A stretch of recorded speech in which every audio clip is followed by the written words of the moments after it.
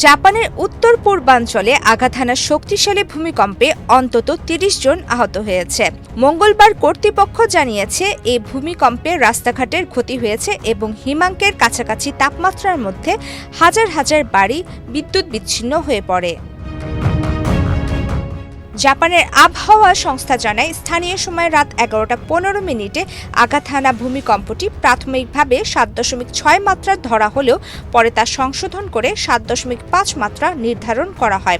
ভূমিকম্পের উৎপত্তিস্থল ছিল হোংশু দ্বীপের আওমোরি উপকূল থেকে প্রায় ৮০ কিলোমিটার দূরে এবং ভূপৃষ্ঠের প্রায় ৫০ কিলোমিটার গভীরে।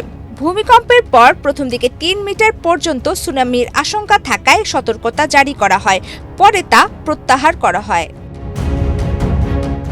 প্রধানমন্ত্রী সানায়ে তাকাইচি বলেন, আওমোরি উপকূলে আঘাত হানা এই ভূমিকম্পে এখন পর্যন্ত ৩০ জন আহত হওয়ার তথ্য পাওয়া গেছে। সর্বোচ্চ ১৭ সেন্টিমিটার উচ্চতার সুনামি ঢেউ রেকর্ড করা হয়। তিনি নাগরিকদের উদ্দেশ্যে বলেন, আগামী কয়েকদিন সতর্ক থাকুন।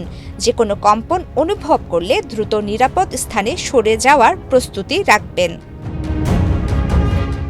সংবাদ সংস্থা এএফপির প্রতিবেদনে বলা হয়, হোকাইডোতে প্রায় ৩০ সেকেন্ড প্রবল কম্পন অনুভূত হয় এবং স্মার্টফোনের সতর্কবার্তা একসঙ্গে বেজে ওঠে।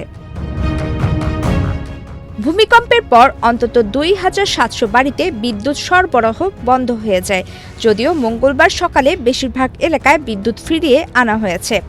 রেললাইন পরীক্ষা করতে উত্তর পূর্বাঞ্চলের কিছু অংশে বুলেট ট্রেন পরিষেবা সাময়িক স্থগিত রাখা হয়। রয়টার্সের তথ্য মতে, সুনামি সতর্কতা জারি হওয়ার পর আওমোরি ও আশপাশের উপকূলীয় অঞ্চল থেকে ৯০,০০০-এর বেশি মানুষকে নিরাপদ আশ্রয়ে নেওয়া হয়।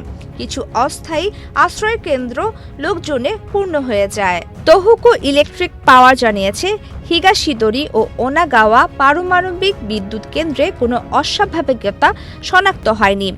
আন্তর্জাতিক পরমাণু শক্তি সংস্থাকেও জানানো হয়েছে যে ফুকুশিমা এলাকায় কোনো সমস্যা নেই। ২০১১ সালের ৯ মাত্রার ভূমিকম্প ও সুনামির কথা স্মরণ করিয়ে দেয় গত সোমবারের কম্পন। ওই দুর্যোগে প্রাণ হারিয়েছিলেন ১৮,০০০-এর বেশি মানুষ। ক্ষতিগ্রস্ত হয়েছিল ফুকুশিমা পারমাণবিক প্রকল্প। প্রশান্ত মহাসাগরের রিং অফ ফায়ারে অবস্থান করায় বছরে প্রায় ১৫০০ ভূমিকম্প হয় জাপানে। চলতি বছরের শুরুতে একটি সরকারি প্যানেল জানিয়েছে, আগামী ৩০ বছরের মধ্যে একটি বড় ভূমিকম্পনের সম্ভাবনা ৭৫ থেকে ৮২%। সরকার অনুমান করছে, সম্ভাব্য মেগাকুয়েকে প্রায় ৩ লাখ মানুষের মৃত্যু ও $২ ট্রিলিয়ন পর্যন্ত ক্ষতি হতে পারে। প্রমিতি কিবরিয়া ইসলাম, বাংলাদেশ প্রতিদিন।